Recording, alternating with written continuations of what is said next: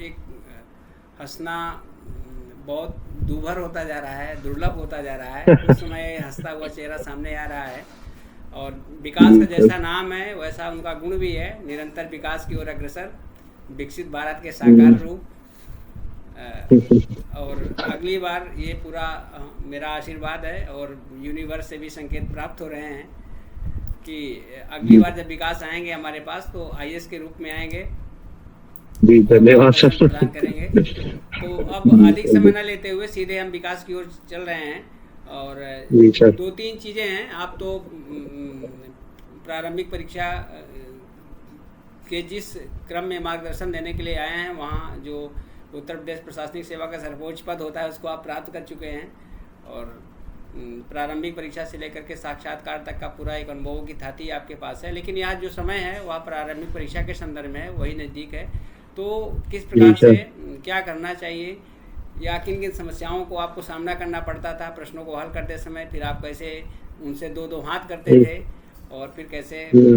आपने सफलता के पायदान को छुआ, और कहाँ कहाँ जी। कठिनाइयाँ आती हैं या आ सकती हैं, इन सभी से जो जी। आपके बंधु और बांधवी हैं उन्हें अवगत कराइए।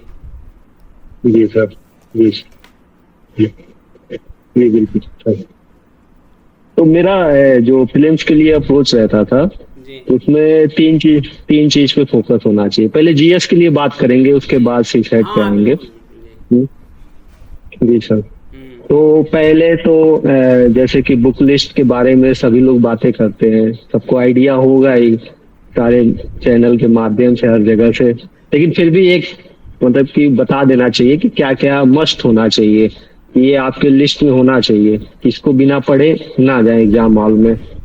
तो पहला चीज तो है कि पूर्वालोकन पे पूरा अच्छा सा कमांड होना चाहिए। जो 6-7 बुक्स आती हैं उसकी, पास्ट ईयर्स उसमें कलेक्शंस होते हैं डिफरेंट डिफरेंट एग्जाम्स के, जिसमें यूपी का भी रहता है, एमपी का भी, राजस्थान का। तो पहला प्रायोरिटी तो होना चाहिए घटना चक्र।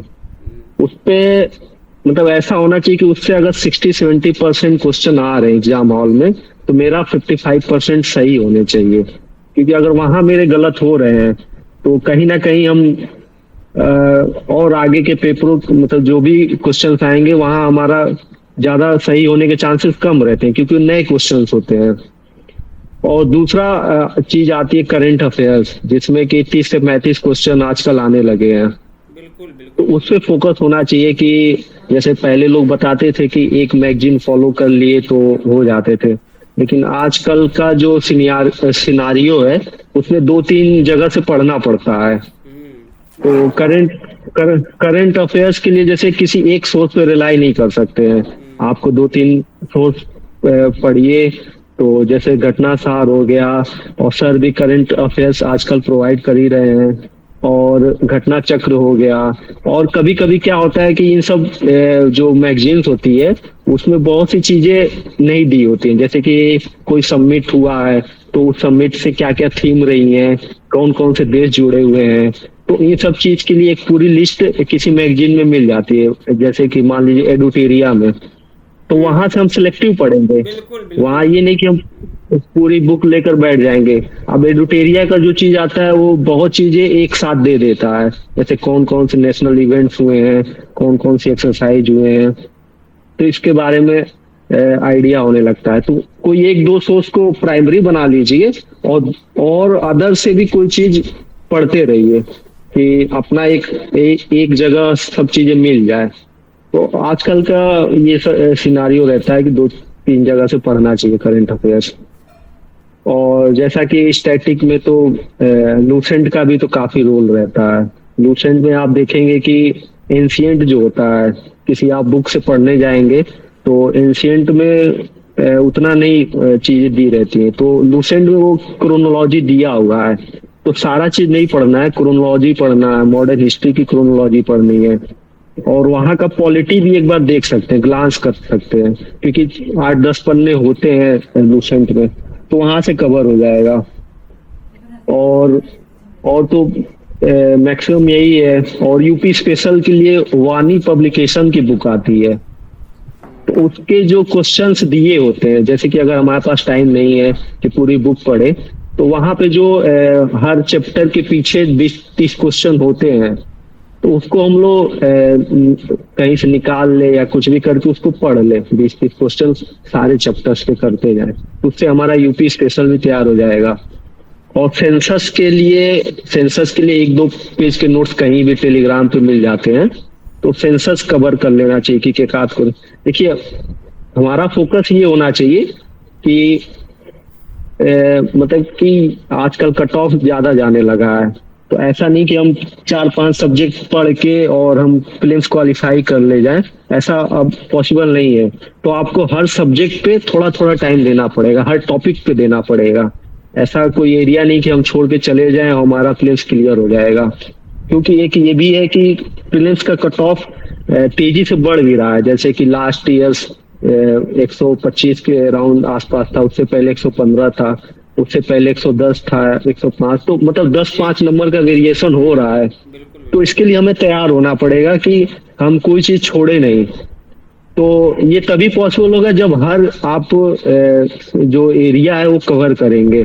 इन्वायरमेंट हो गया, साइंस हो गया, मॉडर्न जैसे हिस्ट्री हो गया। लोग बहुत कहते हैं कि एंशिएंट छोड़ देना चाहिए, लेकिन छोड़ना नहीं चाहिए। 1-2 दिन ही पढ़िए, लेकिन थोड़ा ग्लांस कर लीजिए कि मान लीजिए कहीं एग्जाम में आ गया, तो देखे रहेंगे तो क्वेश्चन सॉल्व कर लेते हैं। और तीसरी चीज ये होती है कि आपको कितने क्वेश्चन अटेम्प्ट करना चाहिए। तो मतलब ये बहुत लोगों का डाउट होता है कि कितने क्वेश्चन अटेम्प्ट करना चाहिए। ये बहुत ही जटिल प्रश्न है, हिमालयी प्रश्न है। जी सर, बहुत लोग का होता है और मैंने भी फेस किया है।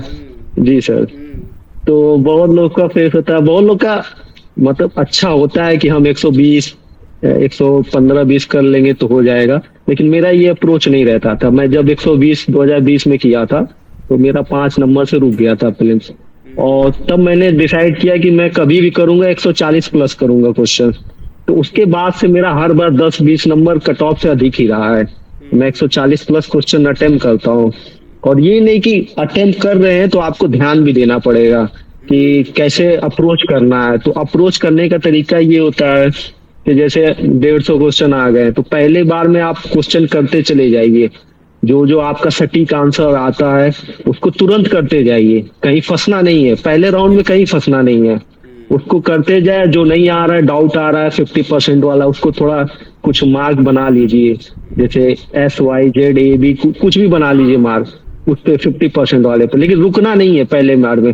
पहले बार में आप पूरा 150 क्वेश्चन एक बार में कर ले जाइए, तो लगभग 75% मतलब 75 क्वेश्चन आपके हो जाते हैं पहले बार में ही। बचते हैं तो मुझे लगता है कि 45 मिनट्स या 50 मिनट्स में ये आपके 150 क्वेश्चन हो जाने चाहिए। और उसके बाद जैसे कि 150 में से 75 क्वेश्चन आपके मैंने हो गया, टिक कर लिए, तो उसको आप फिल कर लीजिए। OMR में 75 क्वेश्चन जो आपने किया उसको फिल कर लीजिए। तो आपके पास अब अगला टारगेट है 75 क्वेश्चन, क्योंकि आप 75 कर चुके हैं। अब आपके पास टाइम बचेगा, हमें लगता है 45 में हुआ, 10 मिनट या 7 मिनट OMR भरने में लग गया, 5-6 मिनट जो भी लगेगा। उसके बाद जो आपके पास टाइम मिलेगा, उसके बाद आप जाइए जो नेक्स्ट 75 क्वेश्चन है उसमें जाइए, जो 50% वाले हैं उसको अटेम्प्ट करते जाइए। तो उसके बाद मेरे ख्याल से वो 40 क्वेश्चन आप कर ले जाएंगे अगले आधे घंटे में, तो उसको फिल कर लीजिए। उसके बाद जब आखिरी में बचते हैं 30 क्वेश्चन के आसपास, वहां ट्रिकी होता है कि जब आप 120 क्वेश्चन कर चुके हैं, मतलब कि जिसमें आपके 100% और 50% वाले क्वेश्चन हो चुके हैं, अब बचा है जो मेन गेम होता है 30 क्वेश्चन, जहां से आपका कट ऑफ में आने का सिलसिला स्टार्ट होता है कि अब ये 30 क्वेश्चन करेंगे तो अब मेरा सिलेक्शन हो जाएगा और एक अच्छे मार्जिन से होगा। तब यहाँ आपको ट्रिक लगाना होता है, बहुत सी ट्रिक्स होती हैं और बहुत जगह मिलती है, लेकिन आप जी सर, अब ये 120 क्वेश्चन में अटेम्प्ट कर लिया, OMR फिल कर लिया, तो मेरे पास 20-25 मिनट बच जाते थे, 20 मिनट बच गए। अब 20 मिनट में मुझे 30 ही क्वेश्चन करने हैं, क्योंकि थोड़ी स्पीड बनानी पड़ती है टेस्ट सीरीज में। आप जैसे सभी लोग को कर लेना चाहिए, सर भी टेस्ट सीरीज निकाले हुए हैं, काफी क्वालिटी टेस्ट सीरीज सर के पास है। तो यहाँ आप लोग प्रैक्टिस करते रहिए और एक स्पीड बना लीजिए। जैसे मेरा स्पीड बन गया था, तो लास्ट के 15-20 मिनट में मेरे 30 क्वेश्चन या 35 क्वेश्चन बचते थे। तो अब इसमें हमें लगाना होता है दिमाग। जैसे कि अब मान लीजिए कि एंशिएंट का क्वेश्चन आया, 4 ऑप्शन दिए हुए हैं। जैसे पिछले साल एक देखेंगे क्वेश्चन, उसमें हमें पता ही नहीं है, उसमें बुक का नाम दिया और राइटर दिया हुआ, और सब मतलब कि फॉरेन राइटर्स हैं, और बुक भी थोड़ी सी मतलब ये हिंदी नाम नहीं है, कुछ और फारसी उर्दू फारसी नाम है। तो उसमें मुझे कुछ नहीं समझ में आ रहा था। तो अब ये क्वेश्चन अगर कोई दिया है एग्जामिनर, तो ये सोचना पड़ेगा ना, वो भी चाहता है कि बच्चे सॉल्व करें, ये तो नहीं चाहता कि छोड़ के जाए। तो अब वो क्वेश्चन हमें क्वेश्चन पढ़ के बिल्कुल समझ नहीं आ रहा है, तो आप आंसर में जाइए। तो आंसर में जाएंगे तो दिखा रहेगा 1 2 3 4, फिर लिखा रहेगा 2 1 3 4, फिर 1 और 3 2 4, और फिर 1 2 4 3। तो आप देखेंगे कि एक पैटर्न बन जाएगा कि 4 4 वाला जो ऑप्शन है या 2 2 वाला ऑप्शन है। तो ऐसे करके आप जब आंसर की जो रहता है वो चार जो रहते हैं, जो वो टेबल आंसर सेट नीचे जो रहता है। रहता सेट जो रहता है, उसमें देखेंगे तो 4 4 का आ रहा है ग्रुप, और फिर वैसे ग्रुप देखेंगे तो ये थोड़ा प्रैक्टिस से आने लगते हैं। लेकिन ये प्रैक्टिस पास्ट ईयर क्वेश्चंस पे करनी है, किसी टेस्ट सीरीज में नहीं करना है ये वाला प्रैक्टिस। ये पास्ट ईयर में देखेंगे क्योंकि वो माइंडसेट बनता है। फिर वहां से देखेंगे तो एक आंसर आ जाएगा, ऐसे काटेंगे ना तो एक आंसर आ जाएगा कि ये चलिए बी ऑप्शन सही है। तो ऐसे कर 15 10 क्वेश्चन मिल जाएंगे, 15 नहीं तो 5 क्वेश्चन तो मिल ही जाएंगे ऐसे, जो आप आंसर देख के मतलब कि वो जो क्वेश्चन सेट्स रहेंगे वो देख के आप सॉल्व कर ले जाएंगे। अब बचता है 125 30 के पास पहुंच गए। कभी कभी ऑप्शन आता है, जैसे कि एक आ गया था कि कौन सी नेपाल में एयरलाइंस क्रैश हो गई थी, तो उसमें बुद्धा है और बहुत कॉमन कॉमन नेम दिया होता है, गरुड़ एयर और बुद्धा एयर। तो उसमें थोड़ा टिक ये लगता है कि मान लीजिए कोई एग्जामिनर अगर एग्जाम सेट क्वेश्चन सेट कर रहा है, तो ऐसा बहुत से अजीब नाम था उसमें, कुछ था नाम मुझे ध्यान नहीं आ रहा है, लेकिन वो अगर यति एयरलाइन, यति एयरलाइंस, हाँ हाँ यति एयरलाइंस था। हाँ, तो ये थोड़ा सा ऑकवर्ड नाम, मतलब कॉमन नाम नहीं है, कॉमन नाम नहीं है। अब कोई एग्जामिनर सेट किया था 3 नाम तो बड़े कॉमन थे, लेकिन एटी जो था वो कॉमन नहीं था। तो मुझे लगा कि अगर कोई अलग से नाम डाल रहा है एग्जामिनर, तो कहीं सर्च मारा होगा, कहीं देखा होगा, और कॉमन नाम तो मिल जाते हैं। तो उस हिसाब से मैंने 80 पे मार्क किया था, और जो कि मुझे आता नहीं था।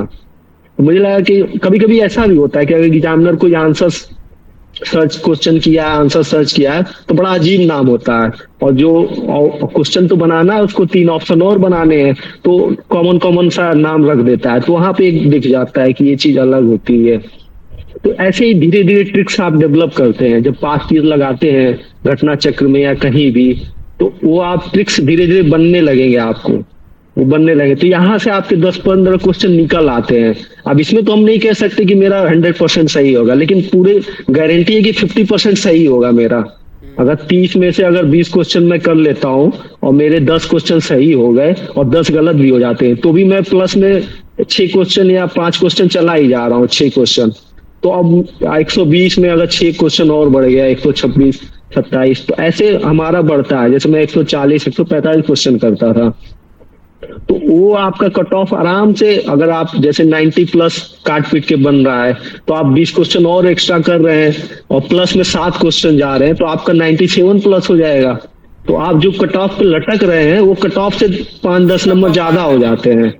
तो ये एक स्ट्रेटेजी होती है कि आप लास्ट के 30 क्वेश्चन में इनोवेशन कीजिए, 20 मिनट 15 मिनट जो भी बचा के रखते हैं, तो हमेशा ट्राई कीजिए कि maximum to maximum question attend करें, क्योंकि पीसीएस में कट ऑफ बहुत हाई जा रही है। यूपीएससी की तरह नहीं है कि हमारा 200 में से 90 नंबर 95 नंबर में क्लियर हो जाए। यहाँ आपको 200 में से 125-30 नंबर चाहिए, तो आपको हमेशा रिस्क क्लियर कर जाए। बहुत रेयरली होते भी हैं लोग जिनका होता है कि 120 करते हैं, लेकिन मैं उस वाले रेंज में नहीं आता हूँ कि 120 करूंगा तो मेरा 90-97 हो जाए। मैं तो हमेशा सोचता हूँ कि कहीं ना कहीं ट्रिक लगा के मैं 7-8 नंबर जो भी एक्स्ट्रा कम ले लूं, कि हमेशा कट ऑफ से ज्यादा रहूं, कि 1 महीना मेरा बच जाएगा। जो एग्जाम के लोग सोचते हैं कि रिजल्ट में नाम आएगा कि नहीं आएगा, बिल्कुल। तो 1 महीना वो स्थिति है, दुविधा की स्थिति नहीं रहेगी। जी सर, दुविधा में नहीं रहे तो जब हम शुरू में कॉन्फिडेंट रहते हैं कि मेरा तो फिल्म्स हो जाएगा, भले 125 जाए, 130 जाए, 135 जाए, क्योंकि मैं अदर लोगों से ज्यादा रहा हूँ कि इस बार भी मेरा 140 139 नंबर था फिल्म्स में, तो मैं कट ऑफ से कहीं ज्यादा था। और पिछली बार भी जब कट ऑफ ज्यादा था तो मेरा 129 नंबर था, तो हर बार मेरा 15-10 नंबर एक्स्ट्रा ही रहा है। तो मैं शुरू में ही मेंस के लिए लग जाता था, अगर 4-5 बार, जैसे मैं इस बार लग गया था मेंस के लिए कि मैं जैसे ही फिल्म्स हुआ तो मैं यूपी स्पेशल अपना खत्म कर चुका था 20 दिन के अंदर, क्योंकि मुझे पता था कि मुझे ट्रेनिंग में जाना है।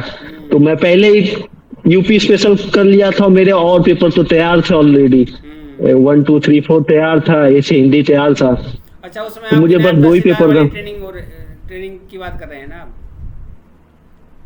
किसके साथ? नायब तहसील। हाँ, जब आपको जाना था ट्रेनिंग के लिए तो नायब तहसीलदार वाली ट्रेनिंग की बात।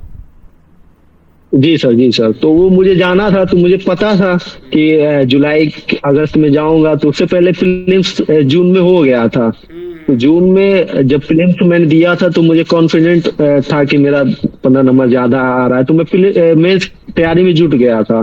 तो ये आपका बेनिफिट होता है कि जब आप फिल्म्स 2-4 नंबर से ज्यादा से क्वालिफाई करते हैं तो आप हमेशा दूसरों से आगे रहते हैं, और इस एग्जाम में आपको आगे रहना है, पीछे नहीं रहना है। कहीं किसी भी स्तर में आप टॉप करिए, ऐसा मत सोचिए कि हम सिर्फ क्वालिफाई करें। हाँ? इस तो मनोवृत्ति क्वालिफाई का नेचर नहीं रहे, हमेशा हमेशा रहिए कि टॉप में, कि कभी भी रहे तो फिल्म्स में भी टॉप करे, सीसाइड में भी मेहनत करके जाए। मैं सीसाइड भी पढ़ के जाता था, सीसाइड में लाने तो 70 नंबर होते थे, लेकिन मैं वहां भी प्रैक्टिस करके जाता था कि हाँ, कि कभी यहाँ भी ना छूटे। सीसाइड में भी मेरे 132 नंबर आए हैं, तो मैं सीसाइड भी पूरा करके आता था लास्ट तक। तो ये फिल्म्स में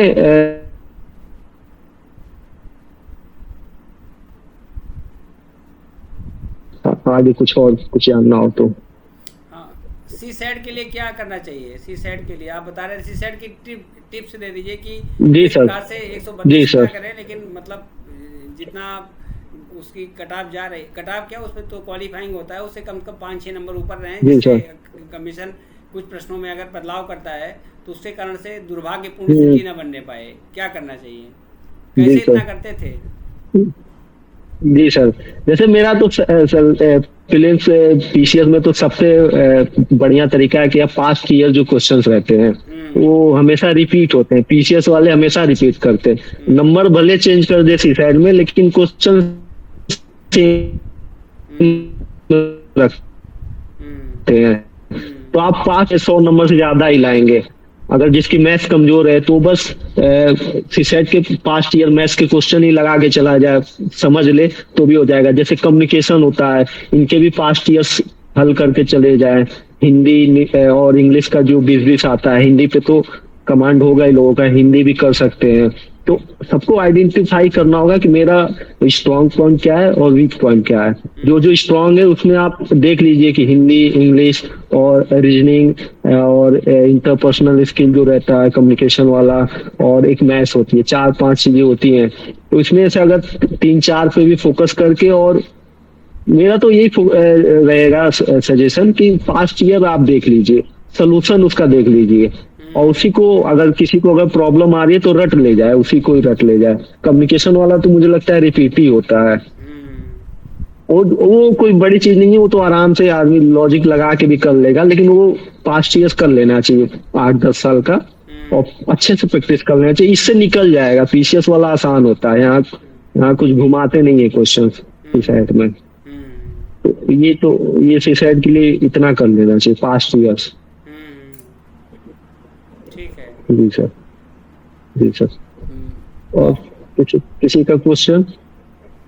अच्छा, जैसे इकोनॉमिक्स के संदर्भ में करंट अफेयर्स और जो बजट के प्रश्न है, मतलब इकोनॉमिक्स के संदर्भ में लोगों की आशंकाएं रहती हैं कि क्या पढ़ें, कितना पारंपरिक प्रश्नों पर ध्यान दें या कितना करंट पर ध्यान दें, या इसके लिए क्या मटेरियल होना चाहिए?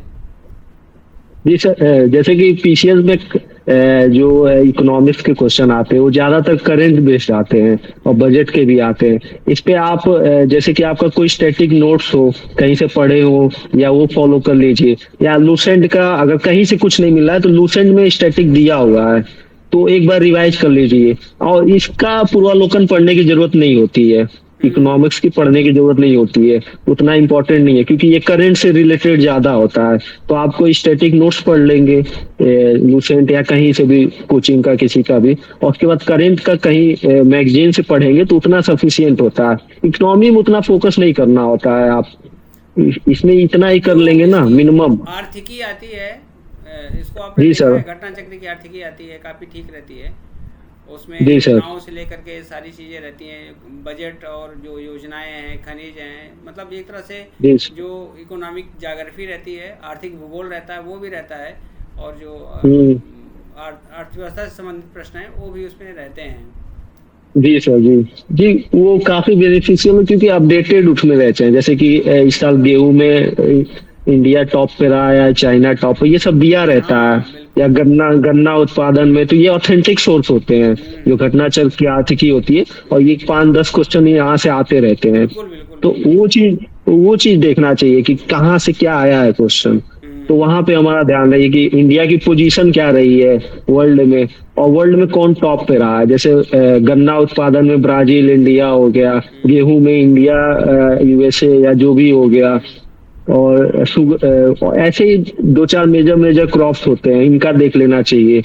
और पेट्रोलियम में तो, और आयात निर्यात किसका ज्यादा हो रहा है, कहाँ कम, ये सब मोटे मोटे पॉइंट्स ध्यान देना चाहिए। ये सब आर्थिकी से हो जाता है क्योंकि वहाँ पे ऑथेंटिक भी होते हैं जो होता है। ठीक है। तो ये वहाँ से कवर कर लेंगे। जी जी जी सर। ये जो सबसे बड़ी समस्या ये रहती है कि प्रश्नों को कैसे अटेम्प्ट किया जाए, इसके संदर्भ में हमने जो जादू की पुड़िया दी है वो काफ़ी ठीक है। अब जी सर। जो 3 घंटे का समय होता है या 2 घंटे का जो समय होता है, बार बार मेरे दिमाग में 3 घंटे आता है, जो 2 घंटे का समय होता है उसमें जिस प्रकार से आप अपने दांत दिखा रहे हैं मोतियों के, तो क्या करना चाहिए, किस मंजन का विज्ञापन कर रहे हैं, वो मंजन का विज्ञापन वहाँ परीक्षा हाल में भी बना रहे हैं जी सर। टूथपेस्ट का, क्या तो करें? मेरा तो यही रहता था अप्रोच कि मैं एक बार में 150 क्वेश्चन पूरे देख लेता था। तो उसमें जो होने लायक रहते थे मैं करते जाता था। स्पीड मेरी पहले में बहुत तेज रहती थी कि वन लाइनर जो होते थे या जो इस टाइप के क्वेश्चन हो, तो अराउंड 70 से 75 क्वेश्चन मैं तुरंत कर लेता था 40 मिनट में, या जो भी मिनट 150। तो एक मेरा वो हो जाता है कि मेरा 150 क्वेश्चन देख लिया हूँ, उसमें जो मुझे आता था वो मैं कर चुका। ऐसा ना हो कि मैं इतना ध्यान से कर रहा हूँ, लास्ट में इजी क्वेश्चन मेरे छूट जा रहे हैं, ऐसा लोग हड़बड़ी में हो जाता है। तो ये चीज होता है कि 70, और उसके बाद मैं फिल भी कर लेता हूँ तुरंत 70-75 क्वेश्चन मेरे सही जो हुए हैं, जो मेरे कॉन्फिडेंट हो कि मेरे सही होंगे। तो एक माइंडसेट बन जाता है कि यार मेरा 77 तो हो गया है, और 80 क्वेश्चन करने हैं, और 1 घंटा 10 मिनट या जो भी टाइम बचेगा। और फिर उसके बाद लगता था तो फिर सेकेंड राउंड में मैं 40-50 क्वेश्चन कर लेता था, या 40 भी किए तो फिर उसके बाद मेरे पास 30 क्वेश्चन बचेंगे, 20 मिनट बचेंगे, और वो भी मैं फिल कर लेता था, सेकेंड राउंड वाला भी फिल। तो वैसे वैसे दिमाग पे भार कम होते जाता है, जैसे जैसे आप चीजों को अलग करते जाते हैं कि 70 क्वेश्चन मैंने कर लिया, भर लिया, तो आधा 50% भार कम हो गया कि अब बचे 50 है। फिर मैं कर लिया 40 क्वेश्चन, तो फिर और भार कम हो गया। तो माइंड वैसे प्रेशर रिलीज करते जाता है। फिर वो माइंड में ये नहीं चलता कि मेरे पास ओएमआर भरना है, इतने क्वेश्चन बचे हैं करने को, ये सब दिमाग में नहीं रहता है। जब आप शुरू से करते जाते हैं तो फिर एक भार लेके चल रहे होते हैं। जब जैसे जैसे टाइम बीतता है ना, वैसे वैसे दिमाग पे प्रेशर भी जाता है कि अरे यार इतने क्वेश्चन करने हैं, इतने फिल भी करना है, तो डबल माइंड चलता रहता है। और जब तक आपका माइंड एक तरफ नहीं रहेगा तब तक आंसर भी सही नहीं होगा। तो ये चीज करना चाहिए कि क्लैरिटी रहना चाहिए कि इतने क्वेश्चन करके हटा दे, फिर उतने क्वेश्चन करके हटा दे, फिर इतने बचे। अब जो सारा दिमाग लगाना है लास्ट का, वो 30 क्वेश्चन में लगाना है। 20 मिनट बचा है, 15 मिनट बचा है, 30 क्वेश्चन में अगर हम 20 भी सॉल्व करते हैं, 15 मिनट 10 मिनट जो भी है, तो उसमें से हमारा चांसेस बढ़ जाता है, क्योंकि हम सिंगल पॉइंट से सोच रहे हैं, बस आंसर पे सोच रहे हैं, ना तो मार फीलिंग पे सोच रहे हैं, ना किसी और चीज पे से। तो हाँ, आपके एक्यूरेसी बढ़ती है। तो मेरा सजेशन यही रहेगा। मैं तो सर एक दिन पहले ज्यादा पढ़ाई नहीं करता था, आराम से मैं एक दिन पहले तो घूम फिर के सो जाता था। 4 दिन का बताइए।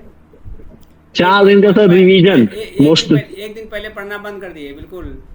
रात में नहीं पढ़ता था मस्त रहो मस्ती में, मैं तो आदमी कभी। मस्ती में। मुझे तो कोई अगर एग्जाम में देखा होगा, अगर मेरे साथ कोई मेंस दे रहा होगा तो उस समय कोई देखा होगा तो बता देगा कि मैं पूरे टाइम कुछ ना कुछ बातें कर रहा हूँ या कुछ कर रहा हूँ, थोड़ा बहुत रिवीजन करूंगा। और तो मेरा वो माइंड रहता था कि मुझे पता है कि अगर मैंने साल भर अच्छी मेहनत की है तो मेरे। और आदमी मेंस में भी वही लिखता है जो बार बार लिखता चला आया, जो पढ़ता चला आया। और कोई एक दिन पहले पढ़ के मतलब कर तो सकता है, लेकिन वो चांसेस, क्योंकि लिखने में वो चीजें आती नहीं है, आप पुराना चीज ही लिखते हैं और जो इस रटा भय हुआ से फैक्ट कैसे से मुक्त वही होते लिखते थे कि हैं। होगा या नहीं होगा? इस भय से कैसे मुक्त होते थे? ये जो डर रहता है क्या होगा क्या होगा क्या होगा, और इस हड़बड़ाहट में 2-4 प्रश्न गलत हो जाते हैं, इससे कैसे मुक्त होते थे, कैसे पार पाते थे? इसके लिए तो सर टेंशन तो सबको होती है, इतना नहीं कि ऐसा हम कहें कि मुझे नहीं टेंशन होती थी, मुझे भी होती थी, लेकिन वो चीज अंदर रहता है, बाहर नहीं दिखेगा। वो टेंशन तो सबकी रहेगी कि नहीं होगा तो क्या होगा, 2 क्वेश्चन गलत ही होने का तो सब, मेरे भी गलत हुए होंगे, 1-2 क्वेश्चन मेरे भी गलत, सबके होते हैं। तो वही प्लस माइनस लेके चलना पड़ता है हमको लाइफ में, कि 2-3 गलत भी होंगे तो भी मैं इतना हाई मतलब परफॉर्म कर लूंगा कि 2-3 गलत होंगे तो 4-5 सही भी तो हो रहे हैं, उससे मैं कवर कर ले जाऊंगा। तो टेंशन तो सबको होती है कि एग्जाम में नहीं कैसे क्वेश्चन हड़बड़ी होगी, हर चीज होगी। उन्हीं सबको लेना है कि फोकस वही करना है कि आप जितना प्रेशर आप कम करते जाएंगे। एग्जाम मतलब कि 2 घंटे का पेपर होता है, तो शुरू से आप जितना प्रेशर कम करते जाएंगे, लास्ट के 15-20 मिनट बहुत क्रूशियल होते हैं। लास्ट का 1 घंटा 45 मिनट के बाद का जो क्वेश्चन होता है वो आपका डिसाइड करता है कि आप प्रीलिम्स क्वालिफाई करेंगे कि नहीं करेंगे, कि वहीं पे आपका टॉप डिसाइड होता है। 1 घंटा 45 मिनट तो सभी लोग कर ही लेते हैं, लास्ट में हड़बड़ाहट होती है। बहुत लोग ओएमआर फिलिंग करने के लिए करते थे। एक इंसिडेंस है किसी फ्रेंड का कि वो बता रहा था कि किसी एग्जामिनर किसी ने बोल दिया कि जल्दी जल्दी करो, 10 मिनट टाइम बचा है। तो उसमें क्या होता है, लोग 10 मिनट उनको लगता है बहुत कम टाइम है, और उसी चक्कर में बहुत हड़बड़ी में लोग ओएमआर फिल करने लगते हैं 150 ओएमआर, तो उसमें गलतियां हो जाती हैं मोस्टली। तो यही सब प्रेशर हमें कम करना है कि हमेशा आप लास्ट में कूल रहिए। शुरू में आप मेहनत कर लीजिए 1 घंटा 45 मिनट तेजी से, दिमाग पूरा लगा लगा के, तो आपका जितना लास्ट में प्रेशर कम रहेगा उतना आप परफॉर्मेंस अच्छा करेंगे। इस वाक्य को मैं और बढ़ाना चाहूँगा कि लास्ट में परेशान होने के लिए, लास्ट में परेशान ना हो उसके लिए आवश्यक है शुरू में मेहनत कर लीजिए। शुरू का मतलब अभी वो दिन आपके शुरू हो चुके हैं, ये 2 घंटे जी सर की जो उल्टी गिनती शुरू हो चुकी है, तो अभी से आप बिल्कुल लग जाइए, वो शुरू अभी से शुरू हो गया है। और 1 महीना, हाँ, एक महीना आपके पास है, और इसमें 2 दिन निकाल दीजिए मस्ती करने के लिए, एंजॉय करने के लिए, खुश रहने के लिए, ठीक है? तो उसके बाद एक चीज और मैं करता था सर, जैसे एग्जाम का 10-15 दिन या 20 दिन जब होता था तो मैं आउट ऑफ नेटवर्क हो जाता था, मेरा मोबाइल स्विच ऑफ होता था। मतलब सोशल मीडिया से दूर रहिए। इसमें निबंध भी आया था। नहीं वो सोशल मीडिया क्या, मैं फोन ही स्विच ऑफ कर लेता था। सोशल मीडिया तक की दूर की बात है, मेरा मोबाइल स्विच ऑफ रहता है, किसी का फोन वोन कुछ नहीं आना है। और 15-20 दिन वो मेरा फिक्स रहता था कि 20 दिन, क्योंकि 20 दिन आप जो पढ़ते हैं वही आप एग्जाम में, प्रीलिम्स में तो 20 दिन जो लास्ट का होता है बहुत क्रूशियल होता है। इस समय तो आपको कोई लापरवाही करनी ही नहीं चाहिए, कहीं किसी चीज से मत जुड़िए। जो आपके पास रिसोर्स है उसी को ब्रह्मा मान लीजिए, ब्रह्मा विष्णु महेश वही रिसोर्स मेरा है, कोई नई चीज नहीं है। जो आप स्ट्रेटेजी बनाए उसी को फॉलो करिए, 3-4 बुक 3-4 रिसोर्स जो भी है। लास्ट के 20 दिन कुछ मत करिए, बस वही रिवाइज करिए, पढ़ते रहिए और सारा चीज से भूल जाइए। ये सोचिए कि जब मैं फिल्म देकर आऊंगा तब 3 दिन 4 दिन आराम से घूमूंगा, स्टेटस डालूंगा फेसबुक पर, इंस्टाग्राम पे, मेरा यही रहता था। 1-2 महीना, अभी भी 1.5-2 महीना से इंस्टाग्राम बंद है। तो किसी नई चीज के लिए प्रिपरेशन इंसान स्टार्टिंग करता है तो पढ़ाई लिखाई कहीं भी किसी फेज में पढ़ना होता है, तो 1-2 महीना कट ऑफ हो लीजिए तो उसमें चीजें सही हो जाती है। फिर आप इंस्टाग्राम फेसबुक सब चलाइए, ये नहीं कहता हूँ कि मत चलाइए, लेकिन उसका भी टाइम होना चाहिए। ये नहीं कि जब एकदम बिल्कुल, ये कुछ दिन के लिए, जैसे मैथ को सॉल्व करते हैं तो चीजों को ब्रैकेट में डाल देते हैं, तो छोटा ब्रैकेट, जी बड़ा सर, जी सर। ब्रैकेट, मंझला ब्रैकेट, इन सब में जो आपके जितनी भी प्रकार की चीज़ें हैं, जो परीक्षा के बाहर की जी चीज़ें सर, हैं, उनको आपको ब्रैकेट में डालना पड़ेगा। जी अर्जुन की तरह चाहे सर, आपका बड़ा भाई युधिष्ठिर क्यों जी ना हो, सर, आपके गुरु द्रोणाचार्य क्यों ना हो, उन सबको ब्रैकेट में डालिए। आपको केवल आँख दिखनी चाहिए चिड़िया की। तो जी विकास सर, जी ने उसी जी आँख सर, की ओर ये इशारा किया है। अब जी सर, मुझे लगता है कि मैं बच्चों के रूप में काफ़ी प्रश्न पूछ चुका हूँ। अब सीधे सीधे मैं जी अपने सर। अभ्यर्थियों को, भाइयों को, बहनों को देता हूँ, बेटियों को देता हूँ। वो सब प्रश्न पूछे हैं विकास जी से। सर नमस्कार। जी नमस्ते। सर मेरा प्रश्न ये है कि ये टेस्ट सीरीज जैसे ध्येय, जीएस वर्ल्ड और दृष्टि की रहती हैं और सर की तो बहुत अच्छी हैं सर, तो जी। अगर हम इनको सर लगाते हैं तो सभी को लगाना जरूरी है, सिर्फ आइडिया के लिए सर एक कोचिंग पहला की तो टेस्ट सीरीज को देख सकते हैं सर? आपने क्या किया था सर गाइड, तो इसमें थोड़ा पहला गाइड? तो मेरा सबसे प्राइमरी चीज ये रहता था कि पूर्वालोकन मेरा रटा होना चाहिए। अगर वो मेरा कंप्लीट नहीं हो रहा है तो मैं टेस्ट सीरीज की तरफ जाता ही नहीं था। तो मेरा ये चीज रहता था कि मैं पीसीएस का जो पहले के क्वेश्चन आए उनमें मेरी कमांड होती थी और मैं ऑप्शन भी देखता रहता था कि कैसे ऑप्शन बन रहे हैं। उसके बाद मैं टेस्ट सीरीज सॉल्व करता था। कोई चीज मान लीजिए किसी एक कोचिंग का उठा लीजिए, सर का हो गया या किसी और का हो गया, एक टेस्ट सीरीज उठाइए, सॉल्व कर लीजिए। वो प्रैक्टिस के लिए होना चाहिए। वहां पे आप ये मत करिए, वहां पे आप ट्रिक मत अप्लाई करिए अपना, क्योंकि यहाँ पे जो ट्रिक अप्लाई करेंगे वो दूसरा होगा और जो मेन 5 ईयर्स में जो ट्रिक होती है वो दूसरी होती है। जैसा मैंने ट्रिक बताया वो 5 ईयर्स पे काम करेगा, टेस्ट सीरीज में नहीं काम करेगा। टेस्ट सीरीज आपको नॉलेज चेक करने के लिए होता है, आपकी स्पीड के लिए होता है कि आप कैसे टाइम मैनेजमेंट करेंगे। टेस्ट सीरीज में आप टाइम मैनेजमेंट करते हैं, मेनली ये होता है कि आप गोला ओलार कैसे भरते हैं, इन सब चीजों पे। तो मेरा यही सजेशन रहेगा कि आप पूर्वालोकन अच्छे से कर ले जाइए, 5 सब्जेक्ट जो है। उसके बाद आपके पास टाइम मिलता है तो टेस्ट सीरीज सॉल्व कीजिए। और टेस्ट सीरीज में एक चीज ध्यान रखिए, टाइम मैनेजमेंट पे, और कितने क्वेश्चन गलत हो रहे हैं सही हो रहे हैं इस पे मत फोकस करिए, और ज्यादा से ज्यादा अटेम्प्ट करने पे फोकस करिए। अगला प्रश्न। ठीक है। हाँ, अगला प्रश्न। नमस्कार जैसी औपचारिकता की कोई आवश्यकता नहीं है। मैं आप सबकी तरफ से विकास जी को नमस्ते कर ले रहा हूँ और ये उस नमस्ते को उत्तर भी दे रहे हैं। आप लोग सीधे प्रश्न पूछिए। रोहित सर आप अपना प्रश्न पूछिए। रोहित सर। सर आपने जो करंट के लिए बताया कि 3-4 सोर्स आप फॉलो कर सकते हैं, तो उसमें सर जो एड्यूटेरिया वाला आपने बताया वो क्या एनुअली कोई आता है या कैसे होता है, जरा उसको बता दीजिए। हाँ, एनुअली एक आता है ना जो शायद मैं जब लास्ट ईयर 6 महीने में आती है, 6 महीने में, 4 महीने में, ऐसे करके आती है। 6 महीने में आता है। हाँ आई हुई है, आप ले लीजिए। हाँ, तो उसको आपको दोनों में वो पूरा नहीं पढ़ना है, उसमें सिलेक्टिव पढ़ना है, बस वो इंडेक्सेज पढ़ना है जो एक चीज दिया बॉक्स टाइप में जो दिया होगा। हाँ, बॉक्स टाइप में जो दिया हुआ है वही कीजिए, क्योंकि उसका और चीज तो उतना अच्छा नहीं है। बस बॉक्स वाला मैं करता था, और के लिए आप घटना चक्र और सर का जो मैगजीन होगा यहाँ से हो जाएगा। ठीक sir, thank you sir. Abhay sir आप अपना प्रश्न कीजिए। और दूसरी चीज, जिसको भी प्रश्न पूछना अपना हैंड रेज करेंगे, उनका नाम दिया जाएगा। ठीक है, लाइन से। अभय सर आप अपना। सर मेरा क्वेश्चन सीसैट वो कम्युनिकेशन सेक्शन से है सर। सर कभी कभी एग्जाम में क्या है कि क्लोज ऑप्शन आ जाते हैं सर, तो उसमें अलग से मतलब पीवाईक्यू के अलावा भी कुछ करने की जरूरत है क्या sir? PIQ more than enough है, उसी में आपका एक्सप्लेनेशन भी दिया रहता है। मैंने एक कोई यूथ पब्लिकेशन की थी या पता नहीं किसकी थी, मैंने उसका देखा था। किसी से शिल्पी की आती है। हाँ, तो उसमें एक्सप्लेनेशन दिया होता है, तो वहां से आप कवर कर सकते हैं।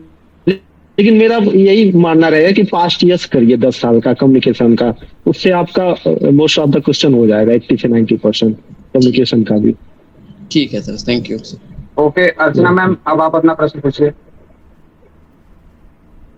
अर्चना मैम। सर मेरा क्वेश्चन ये है कि अब मतलब एग्जाम में 3 प्रकार का क्वेश्चन आता है। एक तो एकदम सरल वाला आता है, दूसरा जो 50% वाला रहता है उसमें कुछ क्वेश्चन तो बन जाते हैं, लेकिन कुछ ऐसे रहते हैं जो पढ़े तो हैं, मतलब ये लगता है कि हाँ ये पढ़े हैं, लेकिन उसके बारे में फिर जो वहाँ डाटा या फिर कुछ भी दिया रहता है वो बिल्कुल याद नहीं आता है।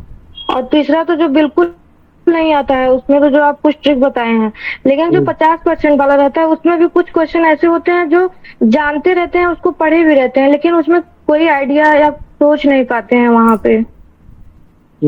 इसके लिए जैसे आप मेन फोकस तो दूसरा वाला जो 50 उसमें क्या होता है कि जब आप क्वेश्चन कर रहे होते हैं ना, तो पहला इनर इंस्टिंक्ट होता है कि जैसे कि हम कोई चीज पढ़ते हैं तो तुरंत मेरा माइंड काम, अरे यार ये चीज सही होगा, तो आपका जो इनर इंस्टिंक्ट जिस आंसर के लिए बोल रहा था उसको टिक करिए। 90% से ऊपर चांसेस ये रहते हैं कि वही सही रहता है, क्योंकि आप किसी क्वेश्चन को आप 2 बार 3 बार सोचते हैं ना, तो कई एंगल से सोचते हैं, तो कभी कभी वो गलत